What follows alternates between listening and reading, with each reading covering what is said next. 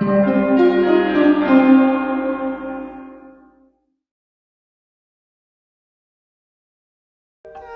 Roxana Saberi, an American journalist of Iranian and Japanese descent. One demonstrator was killed in the southern city of Shiraz. Many of these women feel their voices haven't been heard. The tickets are supposed to help cover the cost of building and running this site, but some people say they cost too much. Tony, an appeals court has delayed the execution of Robert James Campbell just hours before he was set to die. And earlier I spoke to the director of Korengal, Sebastian Younger. I asked him about what Brendan thought about society needing to change, not the soldiers. Do you think it's because of this concept of courage and standing up for one's fellow soldiers that there is so much of a controversy now about Bo Bergdahl? If I touch the screen, I can see how much battery life I have left. I can drive 247 miles before I'll have to recharge the battery, and then it will take about 45 minutes. Tesla hopes in the future its batteries will last longer and charge faster. We've heard and we've read in different reports that countries in Europe like Spain and France have offered great sums of money to get their hostages released. So is that something you wish the U.S. would do as well, and maybe Jim would be here today? It's for New Yorkers to get free Wi-Fi within at least 85 feet of public phone booths like these. They'll still be able to make free 911 calls. The company that runs these will make money off of advertising on the sides of these booths. The survey found that other campus crimes dropped during the same decade, including burglary and car theft. In the window of this restaurant is a very different picture, one of clear support for the general who now rules Egypt. And he's likely to use this as an opportunity to focus on education and other programs that he believes there should be more funding for. Many Iranian artists and musicians are also fleeing their homeland in search of more freedom abroad, and they're ending up here in northern Iraq. Some of the damaged buildings behind me, in some cases only the facades remain. Imagine 4 blocks of the city looking just like this. If we go a little bit toward the west, we see some government buildings. That city hall you were talking about earlier, it was actually retaken by protesters. It is right here. So who takes care of military caregivers in the United States? David, the Yazidis practice a little-known religion, but they say it's the oldest religion in the world. I visited their holy city in northern Iraq last year, the same area where many are now fleeing. As fighters with the Islamic State chase Yazidis from their homes in northern Iraq, many are trapped in the Sinjar Mountains with no food or water. Others are headed nearly 200 miles to the northeast, here to their holy city of Lalesh. I visited last year. This is the tomb of Sheikh Adi. All Yazidis are expected to make the pilgrimage to this ancient tomb once in their lives. They believe the man buried here revived a faith dating back to Adam. The easiest people to come around to his tomb 3 times. Come with me. Baba Chawesh is the guardian of the temple. He told me Yazidis believe in one God who created the world. Put your hands. The holes in this rock represent the good and evil that exist in each one of us. I asked him if the Yazidi faith has similarities with other religions like Islam. Our religion is a very old religion, and we believe that other religions have come from ours. We haven't taken anything from them. These kids who introduced themselves to me are some of the estimated 600,000 Yazidis in Iraq. Their numbers have dwindled. Some have left the country to marry outside the faith and to escape the more than 30% unemployment rate. They've also been the victims of massacres, they say 72 times in history. Yazidis have kept their culture and faith alive, despite persecution by Saddam Hussein and the violence after his fall. But their opponents today are Sunni Muslim militants who see Yazidis as infidels deserving death. Our families are wounded, also our children, and they're hungry. My daughter is pregnant and she's trapped, and also my 5 sons. My husband and mother-in-law, all of them are trapped here. Many Yazidis also live in Syria, Turkey, Europe, and Russia. And David, if the Islamic State keeps driving them from their homes in Iraq, it's likely more will move abroad. I reached out to some of those Yazidis I met last year, but I have not heard back to see if they're okay. Tony Scott lost a lot of his friends in the emergency service unit 13 years ago today. The rescue teams were highly trained, but Scott says they'd never faced any challenges like 9/11. Now we're seeing new images of their efforts that day. Scott Strauss is visiting the 9/11 memorial for the first time, searching for the names of his fallen friends. The 14 guys from my unit are here. Well, this is all the New York City Police Department. Obviously, it looks a lot nicer than it did that day. I couldn't tell you where we were exactly standing. On September 11th, Scott was here, part of the city's elite rescue squad, the ESU, or Emergency Service Unit. The officers arrived just as the second tower collapsed. Previously unseen images obtained by the Discovery Channel capture the search for survivors. We were finding body parts. It was something nobody ever should say. Hours passed with no sign of life. Then, around 8 p.m., the rescuers learned that 2 Port Authority officers were buried alive. Will Jimeno was stuck deep inside the rubble, along with John McLaughlin. Scott was one of the first rescuers to arrive. We had to crawl down about 20, 30 feet down on an angle. We got to an area, had to crawl about 10 feet across, and we had to look back on an angle, and we could see Will. He and another ESU officer took turns digging with their bare hands. He was virtually encased in rubble. We had to crawl in hands first and just scratch away at him with our hands above our heads. To myself, I was talking to my kids. They were 6 and 9 at the time.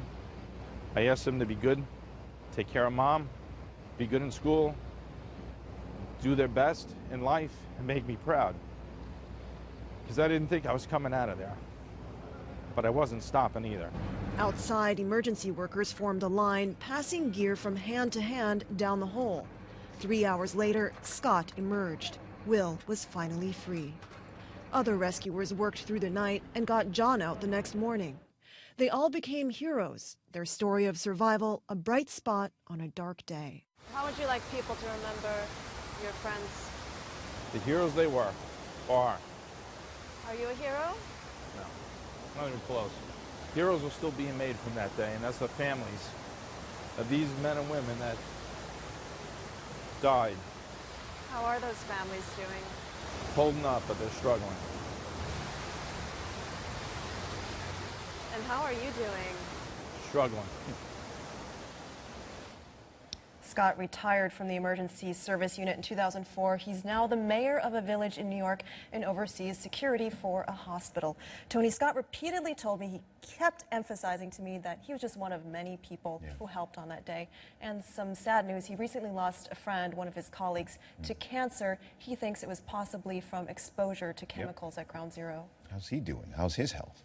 He says that he's all right. He didn't want to get into details. He's just thankful he's been able to spend the past 13 years watching his kids grow up. How about that? Mourning for the young monks at Consway Monastery begins with meditation. And today, a chant for me, their guest. But the prayers here are for everyone. They ask for love and happiness for all. We should learn how to live in peace and how to live together. But some monks in Myanmar are spreading a very different message. Buddhist mobs have chased Muslims from their homes, set their villages on fire, and in some cases, killed them. The inspiration for much of this violence is this man, U Warathu. Time magazine called him the face of Buddhist terror. In his sermons, Warathu warns that Muslims will destroy the country and the Buddhist way of life. Back at Consway Monastery, an American has found himself caught between these two worlds. Good afternoon, venerable sirs. Last year, Jack Rendler left his family in Minnesota to teach these young monks English. Equality before the law. He soon realized they wanted to learn much more. What were they most curious about? The first question was, what's the difference between human rights, freedom, and democracy? Jack had these students write essays for today's class. The subject, how human rights apply to Myanmar. They're taking turns reading out loud. Let's listen in. Human rights means freely speaking, freely living, and freely working. One of the human rights rules is freedom of thought and religion. I like it so much. The students seem to understand the concept, but Jack says some of them see Muslims in Myanmar as an exception. There is not as much acceptance right now that human rights should apply also equally to Muslim populations. Jonah became a monk when he was just 8. 20 years later, he's a senior at the monastery. We asked him what he's learned about human rights. Do you think all people in Myanmar should have the same human rights? Yeah, in Myanmar, also other country. Every race, every religion should have the same rights? Yes. So what do you think? But then we asked him about Uwarathu, the monk who's compared Muslims to mad dogs. Yes, Uwarathu, he is a hero for me. He is a hero for you? Yes. I like him very much, but not all things, because a normal man or a normal people can make a mistake. Some mistake I don't like, but mostly I like him. Why do you like him? Why do you like him? Yeah, he always preach about the Muslim and Buddhism, how different we are. They have a chance to get married for wife. If they do like that, in 50 years, Myanmar will disappear in the war. How these monks define human rights matters to the future of Myanmar. Monks are regarded in this society and in this culture as the keepers of the ethical and moral flame that is at the heart of Buddhism. Every day, the monks of Khonsui Monastery file through the nearest village. The people here live in shacks and own very little, but they give what they can to the monks. I donate food to them every day to do a good deed to reach heaven. 12 of the monks will graduate from the monastery this month. Whatever path they follow, Jack hopes they remember his lessons and spread tolerance and understanding. Jack just flew back to Minnesota, where he works for Amnesty International. He hopes to return to the monastery, but that depends on whether the government will give him another visa. It depends on his health, too. Tony, Jack has multiple sclerosis, so sometimes he has trouble moving, and he's also in pain. He's doing good work over there. I am curious, Roxana, how does the government respond to the fighting that's going on between the Buddhists and the Muslims, principally in Rakhine State? Well, the issue's very sensitive over there, so a lot of officials don't like to talk about it. But the president of Myanmar has come out and said he doesn't consider some of these Muslims, called Rohingya, even citizens of the country, and he's called for the UN to help deport them. All right, Roxana, terrific report. Ted Friedley got this letter in July asking him to return $26,000 in grant money. The letter came from the state of New Jersey, which told me it's trying to get back around $1 million in all. It says the money should never have been paid out in the first place. But Ted says the money is long gone. This is going to be a deck with a railing. After nearly 2 years, new gable here for the roof overhang. Ted Friedley is still repairing his home in Long Branch, New Jersey, damaged by Superstorm Sandy. And he says he'll be paying back loans and bills for years. All Sandy-related stuff. Now New Jersey says he owes the state, too, money it had given him in the form of a grant. The state sent an inspector out here about a year ago to help determine the cost of repairing this home. A little while later, Ted got a letter saying he was eligible for a grant. The state took the cost of repairing this home, subtracted the amount of money Ted was getting in insurance payments and loans, and then said it would give Ted $26,000. This is what they're asking back for the 26,005 calendar days of the date of this letter. I've never received a letter like this from anybody asking for any kind of money.